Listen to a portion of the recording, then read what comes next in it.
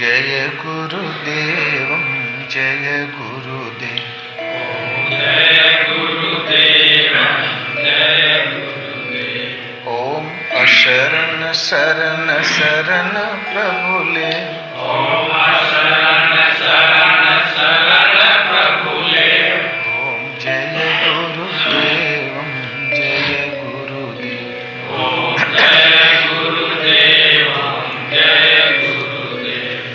गुरु राखहि जो कोप विधाता। गुरु राखहि जो कोप विधाता। गुरु रूठे नहीं को जग त्राता। गुरु रूठे नहीं को जग त्राता। गुरु के वचन प्रति तन जाई। गुरु के वचन प्रति तन जाई। सपने हूँ सुख मन सुख सिद्धि ताही। सपने हूँ सुख मन सुख सिद्धि ताही। ओम जय गुरुदेव जय गुरुदेव। ओम जय गुरुदेव जय गुरुदेव। एक जैन फकीर ने शिष्य को पुस्तक का पुलिंदा दिया। जापान में महापुरुषों की एक पवित्र उपाधि है जैन फकीर। भारत में है जैन मुनि। लगता है ये जैन का ही अपभ्रंश जैन है, क्योंकि पूर्व महापुरुष सर्वत्र आते थे जाते थे। दूर दूर तक पूर्वज लोग गए, इस एक धर्म का संदेश दिया, आबाल वृद्ध सबको अपने में दीक्षित किया। धर्म संकीर्ण कभी होता ही नहीं। यदि संकीर्ण है, कटता है, छट जा है, तो वो धर्म नहीं, धोखा है। तो एक जैन फकीर, उम्र करीब 150 वर्ष, उन्होंने अपने शिष्य को 200 करीब शिष्य विरक्त उनके पास थे, भक्त मंडली विराजमान थी। उन महापुरुष का अंतिम समय था, अलाव जल रहा था धूना, और उन्होंने शिष्य पर दृष्टि डाली। एक शिष्य जो करीब पार हो चुका था, उसको बुलाया और एक कागज का पुलंदा दिया। बोले, देखो, तुम लोगों के हमारे पूर्वज एक दादाजी ने, दादा गुरु ने ये पुस्तक का पुलिंदा अपने शिष्य को दिया, और उन दादा गुरु ने अपने शिष्य को, और फिर हमारे दादा गुरु जी को मिला। हमारे दादा गुरु ने मेरे गुरुदेव को दिया, और गुरुदेव ने कृपा करके मुझे दिया, और वही थाती मैं तुम्हें सौंपता हूं, ले। तो शिष्य बोला, भगवान ये हमसे नहीं होगा गुरु महाराज। तो बोले, अरे कैसा मूर्ख है। फिर वो 18 पुस्त गिन ले गए। ये पूर्वजों की धरोहर है, ले तुम देखो ना, ये पूर्वजों की धरोहर। उन दादा गुरु ने उनको दिया, फिर दादाजी ने हमारे गुरु को दिया, उन्होंने कृपा करके मुझे, और मैं देता हूं तुझे। ले तो लिया प्रणाम करके, और दहकते हुए धूने में डाल दिया। सन जल गया कागज का पुलिंदा, और खूब हंसा। गुरुजी भी बहुत हंसे। बोले, ये कुछ नहीं था, केवल कागजों का पुलिंदा था। तुम्हारी परीक्षा थी, आज तुम उत्तीर्ण हुए। जाओ, अब मैं इस शिष्यों का भार तुम्हें सौंपता हूं। तो उतरी पुतरी भय पारा, तो सदगुरु कौन हमारा। पार हो गए, यूनिवर्सिटी के अंतिम सर्टिफिकेट मिल गए, तो क्या वहीं पड़े रहोगे? फिर वहां पड़े रहने से कुछ मिलने वाला है क्या? बस यही है। महाभारत युद्ध समाप्त हो गया। भगवान कृष्ण ने पूछा, अर्जुन, हमने जो तुम्हें गीता सुनाई थी क्या याद है? बोले, भगवान मैं तो भूल गया। तब अर्जुन ने कहा, प्रभु आप ही बताइए। बोले, मैं भी भूल गया। वास्तव में जब युद्ध पूर्ण हो गया, क्षेत्र क्षेत्रज्ञ की लड़ाई समाप्त हो गई, तो फिर उस विद्या का भी उपयोग समाप्त हो जाता है। क्यों? विद्या तो माया के दो पहलू है। मैं अरु मोर तोर ते माया, जेहि बस कीने जीव निकाया। मैं हूं, मेरा है, तू है, तेरा है, बस इतनी है माया। इसने यावन मात्र जगत को पराधीन कर रखा है। और इस माया के दो भेद, ते ही कर भेद सुनो तुम सो, विद्या अपर अविद्या दो। उसके दो भेद है, विद्या और अविद्या। एक दुष्ट अतिशय दुख रूपा, ताबस जीव परा भव कूपा। एक अविद्या अत्यंत दुष्ट है, उससे आक्रांत होकर, विवश होकर जीव भवकूप में पड़ा है। और एक रचई जग गुण बस जाके, प्रभु प्रेरित नहीं निज बल ताके। एक है विद्या, 17 स्तंभ, तीनों गुण, जिसको गुणों को नियंत्रित करने वाली है, ये गुणों को वश में करने में समर्थ है। किंतु वो विद्या हमारे पास कब आई, कब आप विद्वान कहलाए? प्रभु प्रेरित नहीं निज बल ताके, जब वो विद्या प्रभु प्रेरित है। भगवान हृदय से प्रेरणा न करे, प्रेरणा करके आपको अवगत न कराए, प्रकृति के खो खंड में तुम कहां पर हो, क्या अवरोध है, क्या निवारण है, तब तक आपके पास विद्या आई ही नहीं। विद्या और अविद्या प्रकृति के दो पहलू, एक डुबाने वाली, एक तारने वाली। वो है हरि प्रेरित। लेकिन जब युद्ध का अंतिम निष्कर्ष निकल गया, सजातीय विजातीय दोनों प्रवृत्तियां विलय हो गई, तब फिर विद्या के द्वारा किसे नियंत्रित करे?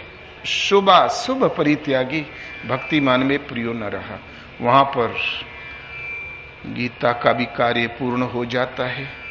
अर्जुन भी भूल गए और भगवान कृष्ण भी। जहां युद्ध समाप्त हुआ, भगवान कृष्ण ने कहा, अर्जुन तुम अपना धनुष लेकर रथ से नीचे उतर जाओ, जो लेना थोड़ा बहुत ले लो और सब कुछ इसी में छोड़ दो, क्योंकि मैं अब रथ को त्यागने वाला हूं। जहां अर्जुन दूर उतर के खड़ा हुआ, भगवान ने जहां रथ छोड़ा तो भक्कदन और रथ पूरा का पूरा सुलग गया, सब जगह से एक साथ सुलग गया, धाए धाए जलने लगा, घोड़े भी रथ भी। अर्जुन के घोड़ों में 1,00,000 हॉर्स पावर था, 1,00,000 घोड़े जुते हुए थे, देखने में 4 ही थे। ये यंत्रों का आविष्कार था या फिर आध्यात्मिक पहलू? तो घोड़े रथ समाप्त, दिव्य अस्त्र सब समाप्त। अर्जुन ने कहा, भगवान ये क्या हुआ? बोले, अर्जुन इतने दिव्य अस्त्रों का प्रहार हुआ है इसके ऊपर, ये रथ जला हुआ था, मैं बैठा था इसलिए ये चल रहा था, अब मैंने त्याग दिया तो रथ जल गया। वो तो जला पहले ही से था, तुम कोयले पे चल रहे थे, बस मेरे हटते ही सुलग गया। तो शरीर एक रथ है, इंद्रियां घोड़े हैं, मन लगाम है। जब तक ये मन की लगाम भगवान अपने हाथ में न ले ले और स्वयं संचालन न करे, और तब तक ये क्षेत्रज्ञ की लड़ाई में, प्रकृति और पुरुष के बीच का खंडक पाटने में साधक असफल ही रहता है। यूं समझो भजन जागृत ही नहीं हुआ। और किंतु वो जब संचालन करते करते युद्ध का परिणाम निकल आया, अंतिम शत्रु मोहरूपी दुर्योधन, उसकी भी जंगाएं टूट गई, कोई कारण ही नहीं बचा। तब सजातीय वृत्ति भी शांत हो गई, वो भी जल गई। तत्सन ये रथ भी जल जाता है। फिर इस शरीर के जन्म और मृत्यु का कारण है, वो सदा के लिए जल जाता है। फिर तो ये जब तक शरीर की आयु शेष है, परहित के लिए होती है, उन महापुरुष का स्वयं का कोई प्रयोजन नहीं होता। और लड़ता तो साधक है, लेकिन उसके द्वारा जो कुछ पार लग जाता है वो उन इष्ट देव की देन होती है। वो तो केवल यंत्र है, निमित्त मात्रम भविष्य साचिन। वो तो निमित्त मात्र होकर चलता भर है। युद्ध जहां समाप्त हुआ, जो जीवित थे आस्ते आस्ते उनमें गरिमा आने लगी। भीम सोच रहा था सबसे बड़ा बलशाली मैं हूं, क्योंकि 18 दिन तक एक पल भी मेरी हुंकार कभी बंद नहीं हुई। अर्जुन मनी मन सोचने लगा, ये मेरे धनुर्वेद पर हस्त कौशल और दिव्य अस्त्रों का प्रभाव है। और सात्यकी अपने में अकड़ा था, जो जीवित था कुछ न कुछ अपनी गरिमा महसूस करने लगा। तब भगवान कृष्ण ने कहा, देखो तुम लोग व्यर्थ आपस में निर्णय ढूंढते हो। चलो, एक व्यक्ति ऐसा है जिसने युद्ध भली प्रकार देखा है, चलो उससे पूछ लिया जाए कि कौन सर्वोपरि शूरवीर। पहुंच गए विजय स्तंभ के पास। विजय स्तंभ के ऊपर बर्बरीक का सिर रखा हुआ था। वो घटोत्कच का लड़का भीम का पौत्र था। उस सिर से पूछा, क्यों, तुमने युद्ध देखा? बोले, हाँ भगवान, अच्छी तरह देखा। बता सकते हो इन योद्धाओं में से सबसे बड़ा शूरवीर कौन? तो वो बोला, कोई नहीं। अस्त्र शस्त्रों का नाम चाहे दिव्य अस्त्र रहा हो, चाहे ब्रह्मास्त्र, उसके आगे आगे एक अदृश्य शक्ति चलती थी, वो संहार कर देती थी। पीछे निर्जीव पर वो शस्त्र गिरा करते थे। तो ये युद्ध उस अदृश्य शक्ति ने जीता है और किसी का कोई पराक्रम नहीं है। अर्जुन तो तुरंत मान गया, क्योंकि अर्जुन पहले भी 2-1 पटकनी खा चुका था, कर्ण वध में और जयद्रथ वध में 2-1 धक्के अर्जुन को मिल चुके थे। उसे एहसास हो गया था कि मैं तो यंत्र हूं, करता धरता तो प्रभु स्वयं। वो तो तुरंत संतुष्ट हो गया, किंतु भीम नहीं माना। भीम ने सोचा कि पौत्र ने मेरे पराक्रम को ठीक से नहीं देखा। तुरंत जरा छाती फुला के, भुजाएं ऐंठते हुए गदा लेके सामने से पैंतरे से निकला, ताकि भर निगाह देख तो ले। वो शूरवीर था, दादाई श्री क्यों न हो, अकड़ सहन नहीं कर सकता था। तुरंत बोला, ये हमारे दादाजी भीम, ये तो गदा लेके व्यर्थ हूं करते रहे। इनके गदा के आगे आगे एक अदृश्य शक्ति चलती थी, वो संहार कर देती थी हाथियों का, और उन लाशों पर इनकी गदा गिरा करती थी। मैं प्रत्यक्ष देख रहा था। भीम ने सोचा, ओ बड़ों का सम्मान करना भी नहीं आता कि बड़ों को कैसे संबोधित किया जाता है, और मेरे पुरुष को भी पूर्व पुरुषार्थ की भी खिल्ली उड़ा रहा है। घुमा के एक गदा मार दिया, खोपड़ी हो गई चटनी। तब भगवान कृष्ण बिगड़े, भीम तुमने ये क्या किया? युद्ध का परिणाम जानने के लिए मैंने इस दशा में इसको रखा था, अब परिणाम जान लिया, अब मैं इसको जीवित करने वाला था। तुम ही बता मैं किसे जीवित कर दूं? तुमने तो खोपड़ी चटनी कर दिया। तब भीम भी बहुत रोया, बहुत पश्चाताप किया भीम ने। क्यों? कि पौत्र तो उसी का था। तो बिना विचारे जो करे सो पाछे पछताए, काम बिगाड़े आपनो जग में होते हंसाए। जो बिना विचारे कोई करता है वो जी भर के पछताता है, अपना काम भी बिगाड़ देता और जग में हंसाई। भगवान कृष्ण ने कहा, भीम अब तुम लोगों के वंश में कोई संतान है भी तो नहीं। अभिमन्यु तो तब पेट में था, आज तुमने तो सर्वनाश कर डाला। बहुत पछताया, क्षमा याचना की। वास्तव में मनुष्य तो एक यंत्र है भगवत पथ में।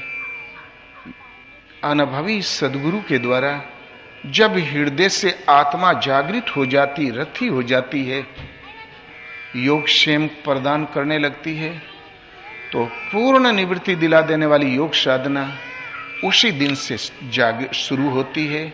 इससे पूर्व तो कितना पढ़ो, कितना लिखो, उपदेश करो और उपदेश सुनो, कहिए सुनिए, समझिए समझाइए, दशा हृदय नहीं आवे, और ते ही अनुभव बिनु मोह जनित भव दारुणी विपत्ति सतावे। लाख कहो, लाख सुनो, लाख समझो, लाख समझाओ, जब तक वो अनुभव न जागृत हो, इष्ट हृदय से रति होकर मार्गदर्शन न करे, योगक्षेम न करे, तब तक आवागमन की असहनीय वेदना पीछा करती ही रहेगी, सताती रहेगी, कोई उपचार नहीं है। अनुभव ईश्वर के अपौरुषेय वाणी के संचार का नाम है। वो किसी अनुभवी सदगुरु के द्वारा ही पथिकों के हृदय में जागृत हुआ करती है।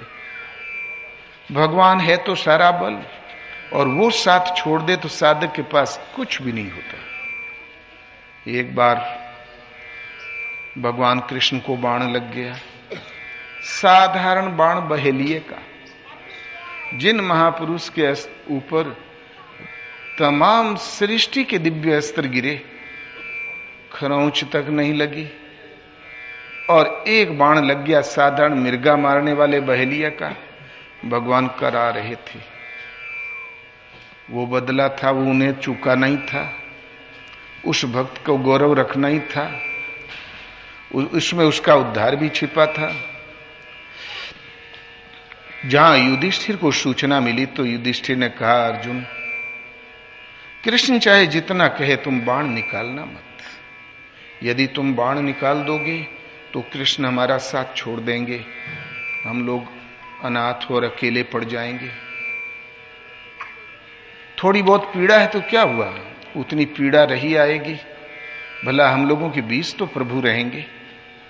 अर्जुन पहुंचा, देखा, बोले, अरे प्रभु महान संकट, ये हुआ कैसे? बोले, अर्जुन बाकी बातें बाद में पूछना, महान कष्ट है, तुम जरा बाण तो निकालो। बोले, नहीं गोविंद, महाराजा युधिष्ठिर ने हमें मना किया है। बोले, अरे नालायक, हमें नहीं मालूम था कि तुम इतने कृतज्ञ होंगे। हमने तुम्हें पूरे युद्ध में कर्ण की विभीषिका से, जयद्रथ के अग्निदाह से हमने बचाया, बड़े बड़े संकटों से, अग्निदाह में, लाक्षागृह में। ले इस टाइम तो किसी से युद्ध भी नहीं है, तुम एक साधारण किला नहीं निकाल सकते। हमें ये उम्मीद नहीं थी कि तुम्हारे ऐसा मित्र भी इतना कृतज्ञ होगा। सेवक तो था ही, तुरंत निकाल दिया। भगवान की आंखें घूमने लगी तो बोले, प्रभु ये क्या?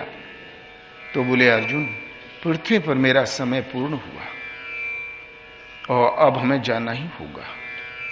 तो बोले, तब फिर कुछ देर तो विलाप किया, फिर हाथ जोड़ के बोला, सेवक के लिए कोई सेवा भगवान? तो बोले, सेवा तो है अर्जुन, लेकिन है बड़ी दुष्कर। अर्जुन ने सोचा, गांडीवधारी अर्जुन के लिए दुष्कर क्या होता है? बोले, भगवान आप हुक्म तो करें। बोले, देखो, एक घड़ी में द्वारका डूब जाएगी, स्त्रियां और बच्चों को बाहर निकाल लो, सकुशल हस्तिनापुर पहुंचाओ, और थोड़ा लापरवाही किया तो सब वो भी डूब जाएंगे, और इनको सकुशल हस्तिनापुर ले जाना। देखो, मेरे पृथ्वी छोड़ते ही संसार में चोर और लुटेरे उचक्के बढ़ गए हैं, कहीं तुम्हें लूट न ले, बाल बच्चों की रक्षा करना, कहीं उनको हरण न कर ले कोई। तब अर्जुन ने सोचा कि मरते समय सबकी बुद्धि लड़खड़ा जाती है, लगता है प्रभु की भी लड़खड़ा गई क्या? भला गांडीवधारी अर्जुन का नाम सुन लेगा तो रास्ता छोड़ देगा, कौन साहस करेगा? अब सृष्टि में ऐसा है भी कौन योद्धा जो अर्जुन के मुकाबले में खड़ा हो? तुरंत वो बाहर जा निकाला द्वारका से बाल गोपालों को। इतने में ज्वार भाटा आया और वो 7 मंजिली इमारतें आप्लावित हो गई, फिर पानी हटा ही नहीं। खिन्न अर्जुन जब लेके चला जंगल से तो कोल भीलों की निगाह पड़ गई, बोले देखो भैया मेहरारू उतरान है, तोरो मेहरारू मर गई, तो भैया तुमरो बिया अबे नहीं हुआ, चलो दो दो ठो रख लिया जाए। लूट मच गई। जहां खड़बड़ाई समाज शोरगुल सुना तो अर्जुन ने कहा अरे सचमुच लुटेरे। तब बड़ी जोर से ललकारा, धनुष पर तंचा चढ़ा के टंकारा। बोले कौन है गांडीवधारी द्रोण शिष्य के सामने? बोले ओ एक हिंजड़ा भी साथ में है, मारो ससुरा के। अर्जुन ने बहुत प्रयत्न किया, न दिव्य अस्त्र याद था न नारायण अस्त्र, कुछ ही बचा पाया। तो तुलसी नर को क्या बड़ो समय बड़ी बलवान, भीलन लुपटी गोपिका वही अर्जुन वही बाण। मनुष्य में कोई बड़पन नहीं है, चमड़ी का शरीर, कल बालक था फुदकता हुआ गुलफाम की तरह, और फिर जवानी आई थोड़ा टिन्नाया, इतने में बाल पकने लगे लड़खड़ाया, और इतने में आंखों में आंसू के सिवाय क्या बचता है। इसलिए समय बड़ी बलवान। समय भगवान यदि साथ है, उनका वरद हस्त है तो समय है, और उनकी निगाह पलट गई तो कुछ समय है। वही अर्जुन था, वही बाण था, पास में नहीं था तो केवल भगवान का वरद हस्त नहीं था। भगवान को अंतिम शिक्षा देनी थी, अर्जुन संभालना। अर्जुन टिन्नाया, बोले अरे द्रोण शिष्य अर्जुन का नाम सुन के कौन टीकेगा। बहुत अपना तारीफ किया कि मैं द्रोण शिष्य अर्जुन, गांडीवधारी अर्जुन, खोल विलन का हो, एक इंजड़ा भी साथ में है। अब बहुत सी औरतों के साथ तो वो आजकल लोग नाचने वाले होते हैं ना। इसलिए वो मनुष्य शुभ समय शुभ घड़ी में होता है जिसके हृदय में भगवान के प्रति श्रद्धा समर्पण है, और वो भली प्रकार सुरक्षित होता है जिनके ऊपर प्रभु का वरद हस्त है। तदेव लग्नम सुदिनम तदैव तारा बलम दैव बलम तदैव। उसी दिन शुभ घड़ी शुभ नक्षत्र, दैव बल तारा बल सारा बल उसके साथ है। ग्रह नक्षत्र योग घड़ियां सब अनुकूल है जब लक्ष्मीकांत भगवान का जिसके ऊपर दृष्टि हो, उनका वरद हस्त हो। तो भगवान कृष्ण की जब तक दृष्टि थी अर्जुन अजय था, और जिस दिन भगवान ने उसको अपने भरोसे छोड़ के अंतिम ट्रेनिंग दी, अर्जुन चारों कोने चित्त हत प्रभु। तो समय वहां है जहां आत्मा साथ दे, कुछ समय यह है जहां आत्मा शत्रु हो। भगवान कृष्ण कहते हैं अर्जुन दुनिया में न कोई शत्रु है न मित्र, आत्मा ही शत्रु और आत्मा ही मित्र है। भला कैसे? जिन पुरुषों के द्वारा मन सहित इंद्रियां जीत ली गई, उनके लिए उन्हीं की आत्मा मित्र बनकर मित्रता बरतती है, परम कल्याण करने वाली होती है। और जिन पुरुषों के द्वारा मन सहित इंद्रियां नहीं जीती गई, उनके लिए उन्हीं की आत्मा शत्रु है, शत्रुता बरतती है, अधोगति और नीच योनियों में फेंकने वाली होती है। इसलिए एक काम कर, इंद्रियां अपने बल से नहीं जीत सकोगे, सारे धर्मों की चिंता छोड़ एकमात्र मेरी शरण हो जा। मैं प्रतिज्ञा करता हूं तू मुझ में निवास करेगा तो तुम समस्त पापों से मुक्त हो जाओगे। तो प्रभु के प्रति भगवान एक से सवा कभी नहीं, एक परमात्मा के प्रति दृढ़ संकल्प हो जाओ। शुभ घड़ी है, शुभ दिन है, शुभ लक्षण है, अशुभ उसके लिए कुछ होता ही नहीं। और वो जो समर्पित भक्त होते हैं उनकी असाध्य मनोकामना भी पूर्ण हो जाती है, और अपने बलबूते बुद्धि फ्रेम से चलते हैं। बड़े बड़े अरबपतियों के महल ढहते हुए दिखाई पड़ते हैं, चक्रवर्ती सम्राटों के। भीम ने अर्जुन ने कुछ प्रतिज्ञाएं की थी, और भीम ने प्रतिज्ञा की कि दुर्योधन की जांग तोड़ूंगा, युद्ध में दुर्योधन की जांग तोड़ूंगा, नहीं तो पूर्वजों को अपना मुंह नहीं दिखाऊंगा। वो समर्पित भक्त। दूसरी प्रतिज्ञा की थी युद्ध में पीठ नहीं दिखाऊंगा। समस्या गंभीर हो गई। एक बार दुर्योधन बहुत गिड़गिड़ाया पिता में भीष्म के सामने। बोले पिता में आप तो पांडवों को मारना ही नहीं चाहते, अन्यथा आपके सामने पांडव हैं ही क्या। बोले देख मूर्ख, पांडव अवध्य हैं, पांडव भगवान कृष्ण के द्वारा सुरक्षित हैं, उन्हें कोई नहीं मार सकता, वो अवध्य हैं, मारे जाओगे तुम। मैं पूरी शक्ति से युद्ध कर रहा हूं। खैर आज तुमने बहुत लांछन लगाया, कल युद्ध समाप्त घोषणा कर दिया और नारायण अस्त्र का अनुसंधान कर दिया। वह एक ऐसा अस्त्र था जितना ही सामने शस्त्र दिखा उतना ही प्रज्वलित होता था, शस्त्र दिखाने वाले का वध करता था और उसका तोड़ कुछ भी नहीं था। भगवान कृष्ण ने कहा पांडवों ध्यान से देखो सामने कौन खड़े हैं। बोले पिता में भीष्म। बोले उनसे कोई तुम लोगों की दुश्मनी है? बोले कभी नहीं, वो हमारे पूज्य हैं। बोले तब पीठ दिखा दो। सारे कौरव तो खड़े खड़े तमाशा देख रहे हैं, कोई लड़ ही नहीं रहा है, केवल पिता में शस्त्र लेके खड़े हैं। पीठ दिखा दो। जिनकी गोद में पले हो, जिन्होंने बड़ी बड़ी कामना की है तुम लोगों के बड़े होने के लिए, उनकी छत्र छाया में पले हो, क्या उनसे मुकाबला करोगे? पीठ दिखा दो। बड़ी प्रसन्नता से सबने पीठ दिखा दिया। नारायण अस्त्र, लेकिन भीम ने नहीं दिखाया। नारायण अस्त्र सर्वत्र परिक्रमा करके पहुंचा भीम की ओर। भीम गदा लेके लगा जंप करने। भगवान कृष्ण ने कहा भीम पीठ दिखा दो।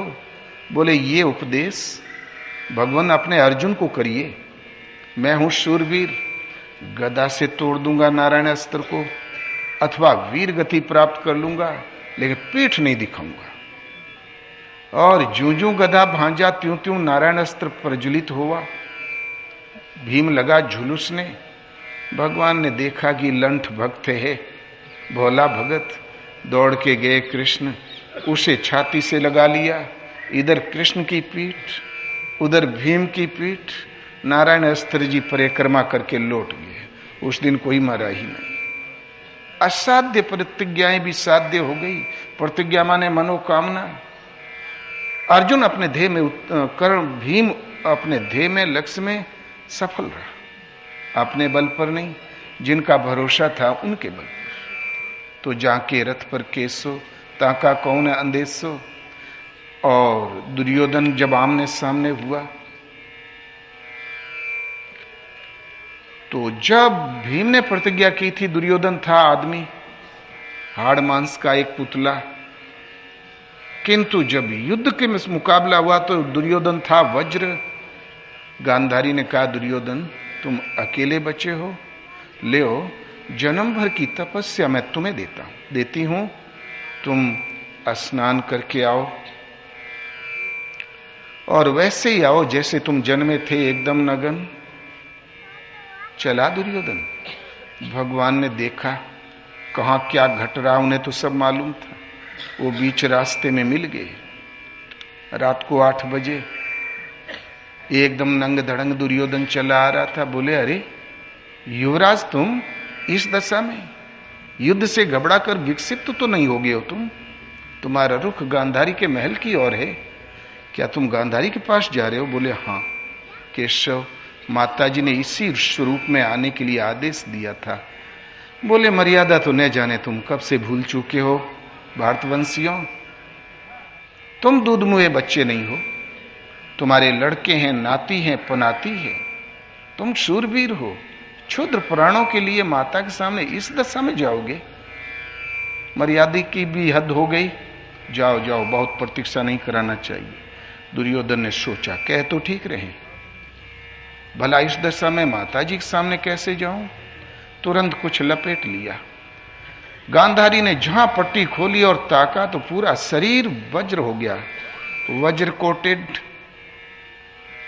फिर देखा कि ये क्या लपेट रखा है। बोले माताजी एकदम नग्न में बड़ा हो गया हूं, सयाना हो गया हूं, आपके सामने कैसे आता? बोले बड़ों की आज्ञा तो तुमने कभी मानी ही नहीं। यदि बड़ों की आज्ञा ही मान ली होती तो आज ये युद्ध ही नहीं होता। जाओ बेटा, उतना जैसा था भाग तुम्हारा वैसा ही रह गया। दुर्योधन बोला कोई बात नहीं, गदा युद्ध कमर के नीचे जाता ही नहीं, लड़ गया। अब थोड़ी देर के बाद युद्ध गदा से लड़ा दुर्योधन, उसे मालूम हो गया। बोले अरे मुझे तो चोट ही नहीं लग रही है। तब गदा फेंक दिया। कभी वो खोपड़ी पे झेल ले, कंधे पे झेल ले, उंगली पे झेल ले, भीम का वार, वो तो वज्र कोटेड हो गया। भीम पीटत पीटत फिचकुर फेंकने लगा, गिर गिर पड़े। तब अर्जुन ने कहा भगवान दुर्योधन का पलड़ा भारी है। तो बोले बनियों की भाषा मत बोलो अर्जुन, युद्ध देखो। अच्छा तुम ऐसा करो, उसको प्रतिज्ञा याद दिला दो। बोले प्रभु प्रतिज्ञा तो जंघा तोड़ने की थी। बोले हाँ वही याद दिलाओ। बोले नहीं भगवान, ये अपराध मुझसे नहीं होगा। गदा युद्ध कमर के नीचे उतरता ही नहीं। तो बोले ठीक है, तब फिर युद्ध देखो। फिर भगवान ने देखा कि भक्तों के लिए मुझे क्या क्या नहीं करना पड़ता। तुरंत बोले वाह भीम, गजब का वार है तुम्हारा। तो हलधर थे पक्षधर दुर्योधन के। बोले कृष्ण क्यों शोरगुल करते हो, युद्ध देखो युद्ध। तो बोले अरे दाऊ भैया जरा उधर ध्यान से तो देखो, मजले भैया का वो दाव तो बड़ा ही सराहनीय है। जरा उधर तो देखो दाऊ भैया, उधर तो देखो। वो लंठराम उधर देखने लगे। इतने में कृष्ण बोले हाँ मजले भैया, मार दिया जांग में हाथ, मारा भीम ने चारों कोने चित्त दुर्योधन। क्या वो प्रतिज्ञा पूरी हो सकती थी भीम की, भगवान बीच में न हो? इसलिए समर्पित भक्त सदा विजयी होता है, उसकी समस्त मनोकामनाएं पूरी होती है। एक प्रभु का स्मरण करो, भविष्य में जो मांगोगे वो मिलेगा, वर्तमान में जो चाहो वो मिलेगा, और मोक्ष मुनाफे में, क्योंकि ईश्वर पथ में आरंभ का नाश होता ही नहीं। इसलिए तदेव लग्नम सुदिनम तदेव, कब जब लक्ष्मीकांत प्रभु का सीधा वरदहस्त हो, हमने अपने आप को उनके चरणों में सौंप दिया हो, इससे बढ़कर कुछ नहीं। और हम ये बताने जा रहे थे निवृत्ति के पश्चात महापुरुषों की रहनी कैसी होती है। कबीर ने चित्रण किया कि संतों सहज समाधि भली, गुरु प्रताप भयो जा दिन ते, सुरतन अनत चली रे संतों सहज समाधि भली। संतों सहज समाधि भली, आँख न मूंदूं कान न रूंधूं, काया कष्ट न धारूं, उघरे नयनों साहब देखूं, सुंदर रूप निहारूं रे बाबा सहज समाधि भली। सहज समाधि भली रे अवधू सहज समाधि भली। जहां जहां जाऊं, कहीं भी चले जाओ, चाहे कोठा पे चले जाओ, जहां जहां जाऊं सोई पे कर्मा, जो कुछ करहूं सो पूजा, भीतर बाहर एक ही देखा, भाव मिटा सब दूजा रे अवधू सहज समाधि भली। शब्द निरंतर मनवाराता, मलिन वासना त्यागी, सोवत जागत कबहुन विसरे, ऐसन ताली लागी रे संतों सहज समाधि भली। सहज समाधि भली रे अवधू सहज समाधि भली। कह कबीर यह उन्मनी रहनी, सोई प्रगट करी गाई, सुख दुख तेक परे परम सुख, ता सुख रहल समाई रे अवधू सहज समाधि भली। सहज समाधि भली रे संतों सहज समाधि भली। कबीर एक महापुरुष थे, जैसे कि अनादि काल से होते आए हैं। सूर, तुलसी, सप्तऋषि, वाल्मीकि, व्यास, नारद, बुद्ध, भगवान महावीर, उन्हीं में से एक इकाई कबीर भी थे। उसी प्राप्ति और उसी रहने वाले थे। उन्हें जब स्थिति मिली, एक तो होती है समाधि, तदेव अर्थ मात्र निर्भासम स्वरूप शून्यमेव समाधि। जिस लक्ष्य का चिंतन करता है वो लक्ष्य मात्र रह जाए, ध्येय मात्र रह जाए, चित्त का निज स्वरूप शून्य हो जाए, चित्त का स्वरूप ही लुप्त हो जाए, इस अवस्था का नाम है समाधि। लेकिन ये भजन है, इसमें किया जाता है, और इस समाधि के बाद जो परम चेतन का साक्षात्कार और स्थिति मिलती है, उसके पश्चात जो रहनी होती है वो होती सहज समाधि, जो स्वयं सिद्ध है।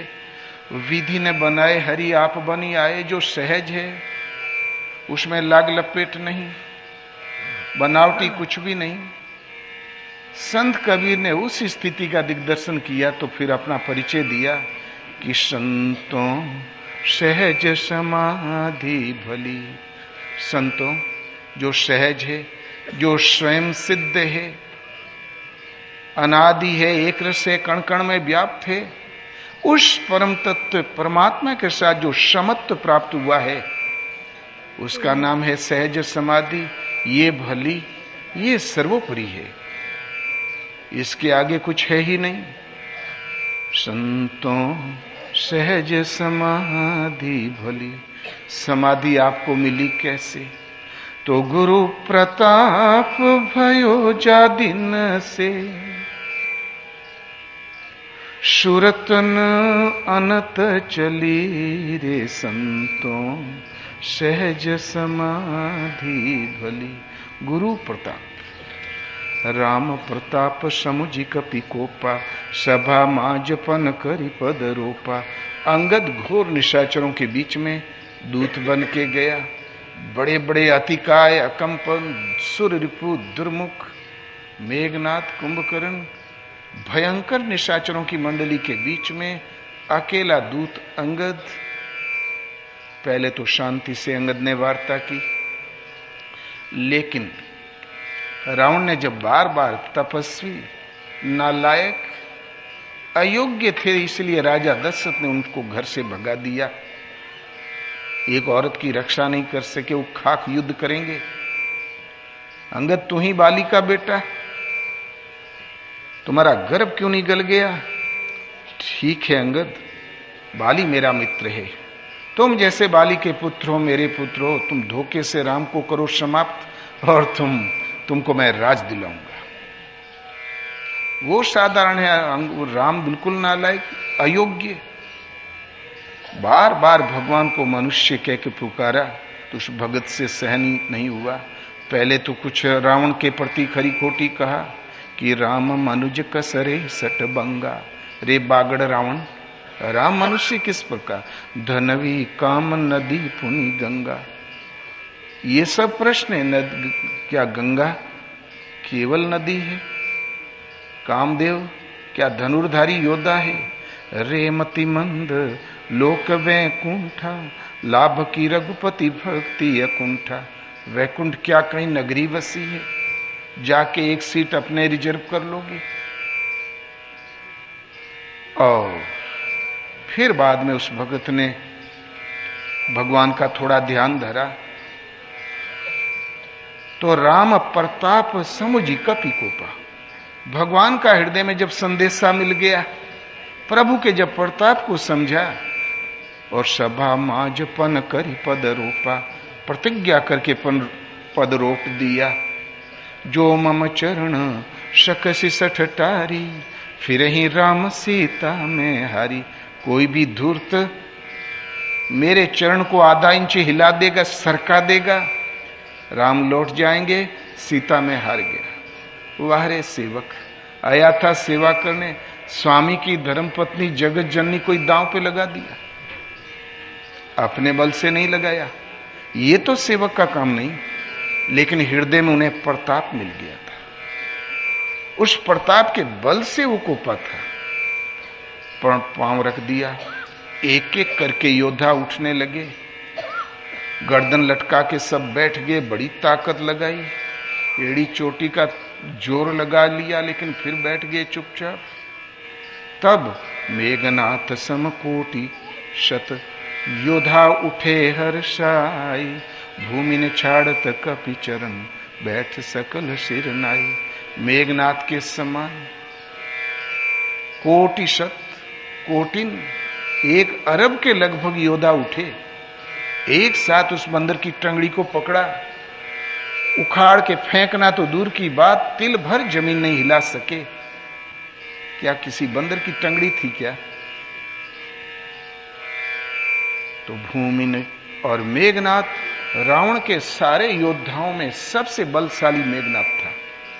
मेघनाथ की सानी के करोड़ों योद्धा, 1 अरब लगभग उठे, भारत की आबादी के बराबर उठे, और बंदर की टंगड़ी को पकड़ा, तिल भर नहीं हिला सके, बैठ सकल सिर नाए। वास्तव में यह है मानस।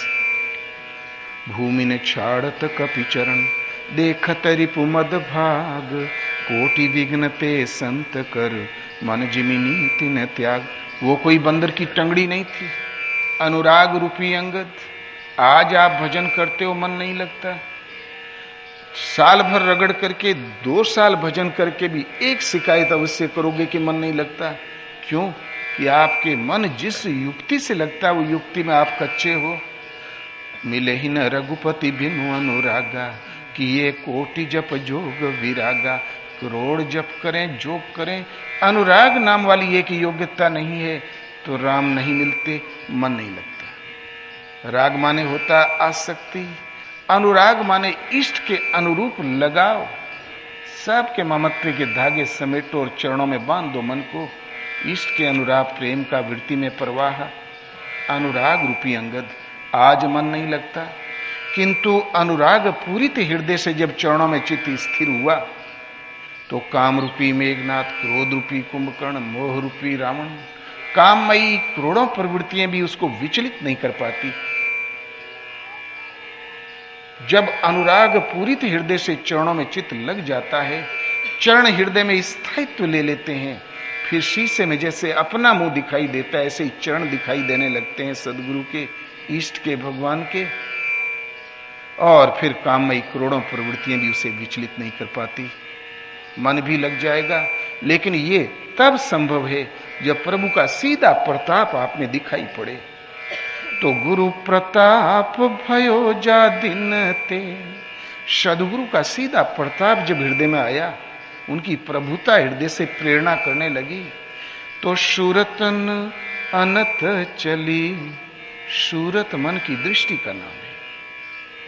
मन, आप यहां बैठे हो, अनायास पता चल जाए तिजोरी की चाबियां तो हम टेबल पर ही भूल आए, तो सोचोगे कि लड़के कहीं 1,50,000 देने बायने कर दे, फिर आपका मन नहीं लगेगा। 3600 रस बरसते हो यहां पर, आपको तिजोरी और चाबी दिखाई देगी, कान खुले न सुनाई देगा, आंखें खुले न दिखाई पड़ेगी। आस्ते से इस दृष्टि का नाम सूरत है। वस्तु नहीं और वस्तु का नक्शा खींच देती है, मन की इस दृष्टि का नाम सूरत है। कोई कान में आके कहता है, लड़का छत से गिरा, बेहोश हालत में अस्पताल गया, बस अनुशासनबद्ध प्रतिबंध, बस आप भले यहां बैठे रहे, मजबूरी है, लेकिन चाहे 3600 रंग बरसते हो, न तो कानों से सुनाई पड़ेगा, न आंखों से दृश्य दिखाई पड़ेगा, और उस बालक की एक एक रोंवा दिखाई पड़ेगा। बरौनी कैसी, पलकें कैसी, उंगलियां कैसी, दतावली कैसी, जो वस्तु नहीं और वस्तु का नक्शा खींच लेती है। मानसिक इस दृष्टि का नाम सूरत है।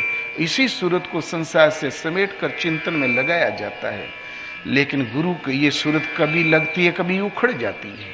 किंतु सदगुरु का हृदय से जब निर्देशन मिल गया, उनके द्वारा जब निर्दिष्ट स्थिति का आदेश मिल गया, स्थिति का समर्थन मिल गया, तो गुरु प्रताप भयो जा दिनते सूरत न अनंत चली। वो सूरत जो टिकी गई स्वरूप में, फिर कभी उखड़ के अन्यत्र गई ही नहीं। तो संतों सहज समाधि भली। और इस सहज समाधि में भजन कैसे होता है? आज भजन करते तो हमें आंख मूंदना पड़ता है, लेकिन उस सहज समाधि में भजन का स्तर कैसा होता है? आंख न मूंदूं, कान न रूंधूं, काया कष्ट न धारूं। न तो आंख मूंदता हूं, न कान ही रूंधता हूं, और न काया को तपाता ही हूं कि रात को 2 बजे उठ के बैठो, ऐसे जागो, ऐसे सो। आंख न मूंदूं, कान न रूंधूं, काया कष्ट न धारूं। तब उघरे नयनन साहेब देखूं, सुंदर रूप निहारों रे अवधू, सहज समाधि भली। क्यों? जब सूरत टिकी गई तो टिकते ही स्वर्ग नरक अपवर्ग समाना, जहां ता देख धरे धनु बाना। न स्वर्ग स्वर्ग के रूप में रह जाता है, और न नरक नरक के रूप में रह जाता है, और न वैकुंठ वैकुंठ के ही रूप में रह जाता है, जिसकी कि हम कामना करें। जहां भी दृष्टि पड़ी, जहां ता देख धरे धनु बाना, अपने आराध्य देव को खड़ा पाया। जब सूरत अन्यत्र कुछ देखती ही नहीं, तो भला आंख मूंद के हम किससे बचावें? कान बंद करके कौन सा विपरीत शब्द है जिससे हम रक्षा करें? और नहीं, अब काया में कष्ट। पहले साधना में श्रम होता है, अब श्रम भी नहीं, सहज स्थिति। ईशावासम इदम सर्वम यद कंचित जगत्याम जगत। ईश्वर के दर्शन और प्रवेश के साथ ही सर्वत्र ईश्वरमयी दृष्टि आ जाती है। किंचित भी जगत है ही नहीं, तो रक्षा किससे करे? तो आंख न मूंदूं, कान न रूंधूं, काया कष्टन धारूं, उघरे नैनन साहेब देखो, सुंदर रूप निहारो। जहां भी दृष्टि पड़ी, वहां पर प्रभु के ही रूप का संचार दिखाई पड़ा। पूज्य महाराज जी कहें, योगी कब भजन करता है? पास में रहने वाला भी जल्दी नहीं जानता, जब तक कि वो स्वयं न बता दे। तुम लोग सोचते हो मैं बातें करता हूं, मोर श्वास बांस की तरह खड़ी है, वो सदैव स्थिर है। डोलत डिगे न बोलत बिसरे, अस उपदेश दृढ़ावे। वहां पर स्थिर है, गले के ऊपर ही बातें किया करता। ये थी सहज समाधि। अगले पद में कहते हैं कि आपकी तीर्थ व्रत परिक्रमा वो क्या कि जहां जहां जाऊं सोई पे कर्मा, जो कुछ करहूं सो पूजा। जहां चला गया वही परिक्रमा, और जो कर डाला वही पूजा। भीतर बाहर एक ही देखा। भीतर हृदय में, बाहर जहां भी दृष्टि पड़ी, मगहर और काशी में, उस एक का ही, इष्ट का, ईश्वर का ही संचार देखा। भाव मिटा सब दूजा रे संतों, सहज समाधि भली। ये सहज है, जो स्वयं सिद्ध है, सबका आदि है, कण कण में व्याप्त है, जो सम है, उसके साथ जिस क्षण समत्व मिला, तो जहां जाओ परिक्रमा, जो कर डालो पूजा। भीतर और बाहर एक ही देखा। जब दूसरा होता है अविद्या माया, जब उसका भाव ही मिट गया, तो बचाव किससे करे? जितने भी सृष्टि में तीर्थ है, वो महापुरुष जो हुए हैं प्राप्ति वाले, उन्होंने जहां जन्म लिया, ननकाना साहब, जहां तपस्या किया समर शिखर, जहां सेतु बांधा राम जी ने तो वो भी रामेश्वरम, जहां तपस्या की चित्रकूट में तो वो भी तीर्थ। महापुरुष जहां महापरिनिर्वाण को प्राप्त हुए तो उनका जन्म, उनका महाप्रयाण, उनकी तपस्या, उनका उपदेश जो स्थलीय हैं, कालांतर में वही तीर्थ कहलाती है। ये प्रयाग परे और याज्ञ प्रकृति पार प्रभु सबुरवासी उस परम तत्व का यज्ञ करने वालों की कतार लगी है युगों से। इसीलिए प्रयाग राज तीर्थों का सम्राट हो गया। तो इसीलिए वो महापुरुष जहां बैठे वही परिक्रमा। मानस में गोस्वामी जी ने कहा कि संत चलता फिरता तीर्थराज प्रयाग है। सृष्टि में जितने भी तीर्थ हैं उन महापुरुष ने जहां तप किया, जप किया, स्थिति पाई, महापरिनिर्वाण को प्राप्त हुए, उन स्थलियों का नाम तीर्थ है। आपने सुना होगा यरूशलेम में एक झगड़ा चलता है, एक मंदिर पहाड़ी है, उस मंदिर पहाड़ी पर मूसा का पहला मंदिर बना था, उसका खंडहर है। 1 किलोमीटर की दूरी पर ईसा ने जन्म लिया कि उपदेश दिया, उनका चर्च है, दूसरा मंदिर। और उसी से 1 किलोमीटर की दूरी पर मोहम्मद साहब ने वहीं शरीर त्यागा था, वहां से जन्नत नशीन हुए। एक वहां मस्जिद है, रात दिन कत्लेआम। वो कहते हैं हमारा तीर्थ, हमारा तीर्थ, हमारा तीर्थ। कबीर कहता मेरा गाया गाएगा सो 3 लोक भरमाएगा, और मेरा गाया गूथेगा, मनन करेगा, वो 3 लोकों से तर जाएगा। ये लोग खाली उसी में झगड़ा लगाए पड़े हैं, जबकि वहां महापुरुष जब गत हो जाते हैं उनकी क्रीड़ा स्थलियां कालांतर में तीर्थ का रूप ले लेती है। साधु नाम दर्शनम पुण्यम तीर्थ भूता ही साधुवा काले फलंती तीर्थानी सद्य है साधु समागम। साधु का दर्शन पुण्य है, आपको पूर्णत्व की ओर ले जाने वाला है, पूर्ण करने वाला है, पुण्य कर्म है। तीर्थ भूता ही साधुआ, भूतकाल के साधु आज के तीर्थ हैं। तीर्थ अवश्य फल देता है, लेकिन काले फलंती तीर्थानी, तीर्थ काल पाके फल देता है। सद्य है साधु समागम, साधु का समागम तत्काल फल प्रदान करने लगता है। तो वही है तीर्थ। तो वो संत जो उस स्वरूप में स्थित समाधिस्थ हो गए हों, उनके लिए तीर्थ का, अब उनके तीर्थ का संपूर्ण सहयोग उन्हें नहीं चाहिए। वो जहां बैठ जाएंगे वो तीर्थ हो जाएगा। इसलिए जहां जहां जाऊं सोई परिक्रमा, वो तीर्थ परिक्रमा हो गई। जो कर डाला वो करेंगे ही। कह हरि कथा प्रसंगा आवहीं सुनहि सकल विहंगा, सुनहि सकल मति विमल मराला, वशई निरंतर जेते ही ताला। वो लोगों का शंका समाधान करने लगे। गरुड़ की संदेह कहीं निवारण नहीं हुआ।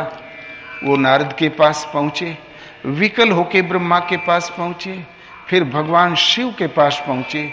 भगवान शिव ने काकभूषण आश्रम भेजा। प्रवेश के साथ ही शंका समाधान होने लगी।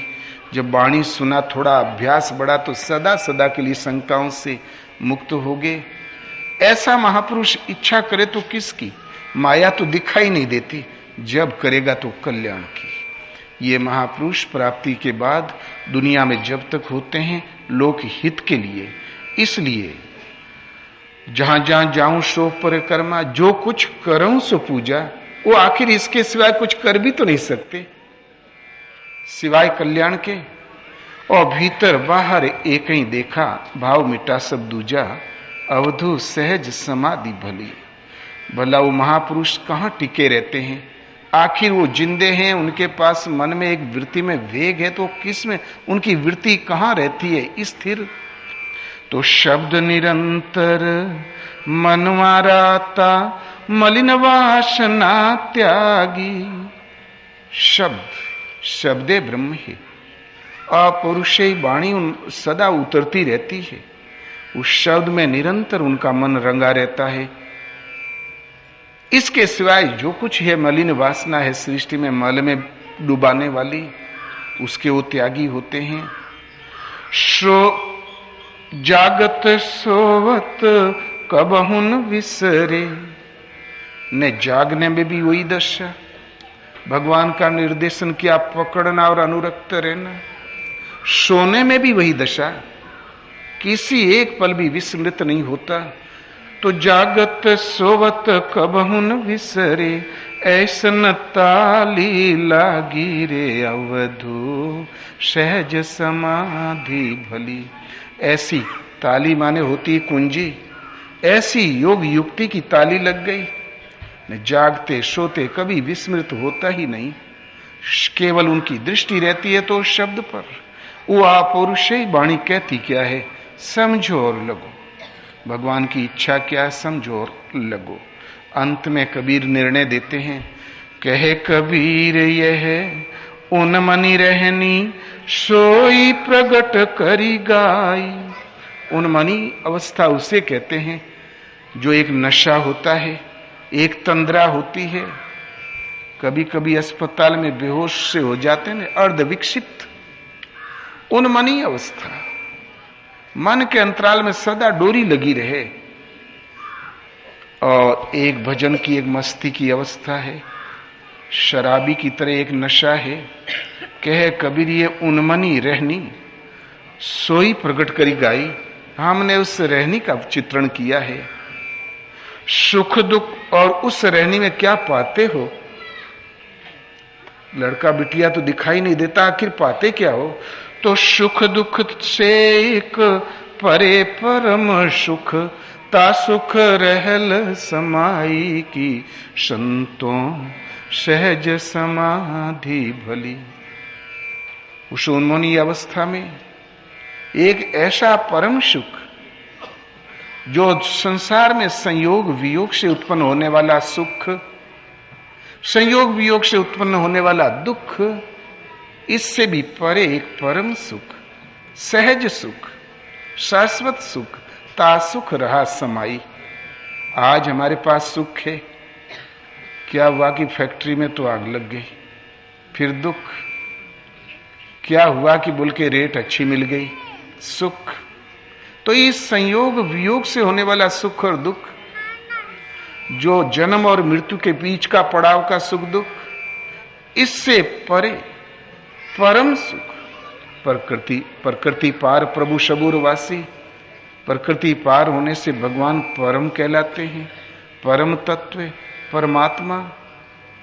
उस परम से संयुक्त सुख, ता सुख रहा समाई, संतों सहज समाधि भली। संतों जो सहज है, स्वयं सिद्ध है, सदा एक रस है और सम और स्थिर है, उसके साथ जो समत्व प्राप्त हुआ वो सर्वोपरि है। भजन का परिणाम यही है, यहीं आके मिलता है। भजन में आनंद है, सुख है, उसकी अनुभूति इसी स्तर पर आके होती है। साधना काल में तो रात दिन रगड़, रात दिन भजन, तब तो रगड़ है। ये अंत में एक ऐसा स्तर है जो ऐसा परम सुख जिसके पीछे दुख नहीं, ऐसी शांति जिसके पीछे अशांति नहीं, ऐसा जीवन जिसके पीछे मृत्यु नहीं। किंतु साधना काल में एक बार रामकृष्ण परमहंस देव से उनके शिष्यों ने एक प्रश्न रख दिया। बोले, भगवान इतनी बजे जागो, इतनी बजे सो, स्वल्पाहार करो, रात दिन भजन करो, मनन करो, ये क्या है, कब तक चलेगा?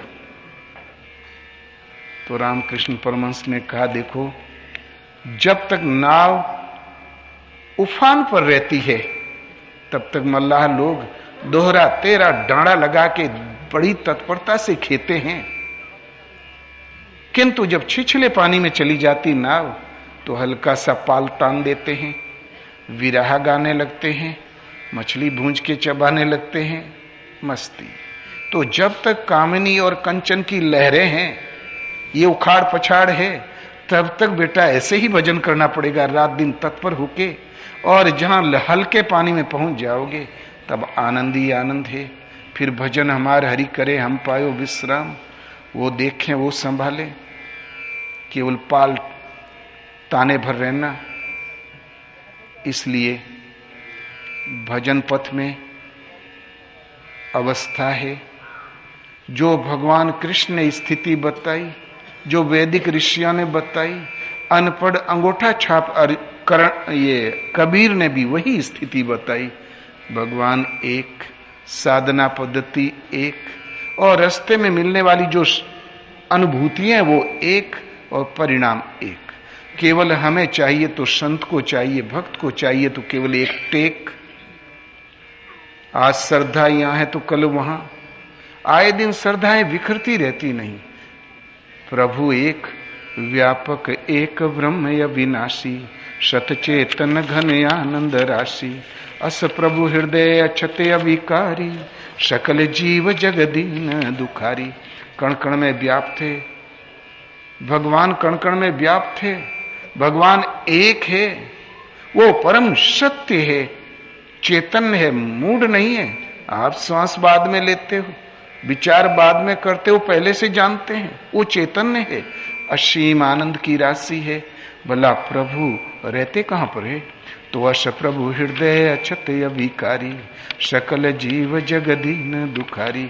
ऐसा परम प्रभु सबके हृदय में निवास करता है। वो अछत है, हृदय में है, कहो कोई खड़यंत्र से वो हट जाए ऐसी बात नहीं।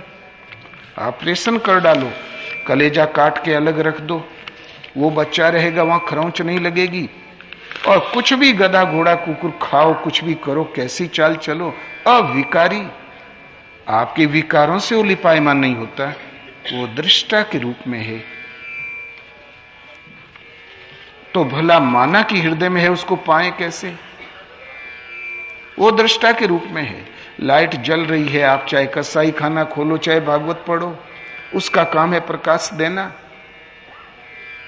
तो अश प्रभु हृदय अछते अभिकारी, है तो हृदय में सदा विद्यमान, किंतु सकल जीव जग दीन दुखारी।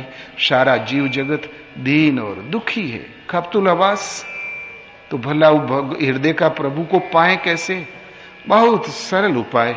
नाम निरूपण नाम यतन्ते, सो प्रगटत जिमि मोल रतन्ते। पहले नाम का निरूपण करो कि नाम है किस प्रकार, और फिर यत्न करो। यत्न माने अभ्यास करो, वो प्रकट हो जाएगा। जैसे रतन की पहचान हो जाने पर कीमत झलकने लगती है, ठीक इसी प्रकार प्रकट हो जाएगा। यत्न माने अभ्यास होता है। नाम निरूपण करो, निरूपण मारे निर्वारो करो। राम नाम में अंतर है, कहीं हीरा है कहीं पत्थर है। ऐसा नहीं कि कहीं कंकड़ ही हाथ लग जाए, पहले उसका निर्वारो करो। किसान खेत की निराई करता है, प्रतिकूल फसल को फेंक देता है, अनुकूल रख लेता है, इसी का नाम है निराई, इसी का नाम निर्वारो। उसका निष्कर्ष निकालो कि नाम है किस प्रकार। जब समझ काम कर जाए, यत्न करो, वो प्रकट हो जाएगा। भगवान की पूजा में बहुत कुछ नहीं लगता सामग्री, केवल मन क्रम वचन से श्रद्धा लगती है। मन क्रम वचन छाड़ी छलू, जब लगी जनु न तुम्हार, तब लगी सुख सपने नहीं, किए कोटि उपचार। दूसरी बात, साधकों के सामने होता है संग दोष। किसी का संग दोष वो लड़खड़ा देता है। संग से जति कुमंत्रते राजा, बड़े बड़े राजाओं के तख्ते पलट जाते हैं कुमंत्रणा से। संग दोष से बड़े बड़े यति पथच्युत हो जाते हैं। लेकिन किसी का संग आपको नष्ट कर सकता है, तो आपका शुभ संग किसी को सुधार भी तो सकता है। एक महापुरुष बहुत अच्छे थे अरब में, जापान की घटना है कि अरब की, जैन फकीर। अर्धरात्रि को चोरों ने सेंध लगाई, बड़ा माल मिला, 5-7 किलो सोना, सोने के जेवरों में हीरा जैसे कुछ लटक रहे थे। चोर क्या जाने ये क्या है, मणखांड चांदी और उटांग पटांग तमाम। बहुत खुश हुए। जिंदगी चोरी करते करते बीत गई। 25वां बार पुलिस पकड़ के ले गई, पिटाई किया। गांव वालों की निगाह में हम लोग गए गुजरे, सबने जलील किया, पेट कभी नहीं भरा। देखो ना आज इतना धन मिल गया भैया, 5 पीढ़ी खाने भर का है। इतने में एक चोर बोला, यार अभी तो 12 ही बजा है, हम लोगों का असली समय तो 12 से 2 है, चलो एक हाथ और मारा जाए। क्यों कि आज शायद अच्छी है, योगनी अनुकूल है, ग्रह नक्षत्र अनुकूल है, तभी तो माल मिला। तो बोले यार और क्योंकि धन से कभी किसी का पेट नहीं भरता। हालांकि 4 पीढ़ी खाने भर का था, लेकिन वो धन मिलने से धन की हवस भड़क जाती है, अग्नि और जठराग्नि और प्रज्वलित हो जाती है। बोले यार शायद अच्छी है, योगनी अनुकूल है, चलो एक हाथ और मारा जाए। तो बोले यार बोझा ज्यादा है, कोई साथी मिल जाता तो ठीक रहता। इतने में वो महापुरुष रात को 12 बजे भजन करते हुए टहल रहे थे। चोरों ने आव देखा न ताव, अपने सिर की गठड़ी महाराज के सिर पर ढकेल दिया। क्या बोचट की तरह घूमता है, ले गठड़ी तुम्हें भी शहर मिलेगा, तुम्हारा भी हिस्सा तय रहा। महाराज ने ले लिया, पीछे पीछे चलने लगे। आगे एक भला सा घर दिखाई पड़ा, लगाया सेंध, घुस गए अंदर। महाराज भी अंदर चले गए। चारों तरफ ढूंढ ढांड के चोर भुन भुनाए। बोले देखो ना बाहर से कैसा टीप टाप, भीतर मुस्कलैया मार रहे हैं। किसी हड़िया में पौवा भर आटा नहीं, आध पाव दाल नहीं, पौवा भर चावल नहीं, पता हड़िया में नमक नहीं। न जाने बेचारे क्या खा के सोए होंगे, उठ के क्या खाएंगे। भुन भुनाए चोर। महाराज ने उनकी सुन लिया, तुरंत वो गठड़ी वहीं रख दिया जो सिर पर थी। चोर निकले बाहर, आगे चोर पीछे। महाराज निकल गए 2 मील, क्योंकि चोर लोग बंटवारा थोड़ा एकांत में जाके करते हैं। और बोले यार ये दांव तो खाली गया, चलो उसी में से इसको भी कुछ दे दिया जाए, क्योंकि बेचारे ने गठड़ी तो ढोया है ना। लारे कहां है गठड़िया, देखो ना इस घर में, ऐसे घर में घुस गए, पौवा भर दाल नहीं थी किसी हड़िया में। तो महाराज बोले भैया उनकी दशा देख के हमारे तो आंसू छलक आए, हृदय द्रवित हो गया। इतनी दया लगी कि हमने गठड़ी उन्हीं के घर में छोड़ दी। अब चोर बिगड़ खड़े हुए, बहुत बड़ा माल चला गया ना। बोले कैसा, कौन है तू चोर है भी कि नहीं? तो बोले अरे भैया हम चोरों को क्या, आज नहीं तो कल सही, कल नहीं तो परसों सही, कभी तो लहान बैठेगा। उन बेचारों को तो चोरी भी करना नहीं आता, चलो कुछ दिन तो कायदे से जी खा ले, हम चोरों को क्या, आज नहीं तो कल रगड़ देंगे। अब लगे बिगड़ के उन बात करने, और महाराज लगे आस्ते आस्ते उत्तर देने। इतने में हो गया सवेरा। बोले भागो रे, ये तो लगता फलाने महात्मा है क्या, ये चोर नहीं है। भग गए सब। बहुत बड़ी चोरी थी, 6 महीने बाद पकड़ गए, हथकड़ियां पड़ गई। तब संदेशा भेजा, बोले गुरु महाराज एक बार छूट जाते तो जन्म भर हम आप ही की कुटिया में झाड़ू लगाते, अब तो जिंदगी गई। वो छूट भी गए, झाड़ू भी लगाने लगे, बहुत बढ़िया संत हो गए। जो लतखोर होता है महात्मा बहुत अच्छा होता है। वाल्मीकि देखो, उंगली माल देखो। तो किसी का संग हमें बिगाड़ सकता है, तो आपका संग किसी को सुधार भी तो सकता है। इसलिए वो यदि सच्ची शिक्षा है, कोई क्या खाक बिगाड़ देगा। इसलिए संगत सदैव अपनों से बड़ों की करो, अपने से उन्नत की करो, नीचे वाले की संगत करो ही मत। बच्चों को चाहिए अपने से बड़ों की संगत करें, और वो बच्चे भाग्यवान होते हैं जो प्रातः समय उठ के प्रथम काम कंठ पर नाम हो, ओम अथवा राम। आंख खुलते ही पहले माताजी का चरण छुआ, पिताजी का छुआ, गुरुजनों का छुआ। प्रात समय उठ के रघुनाथा, मात पिता गुरु ना वही माथा। ये हमारी संस्कृति।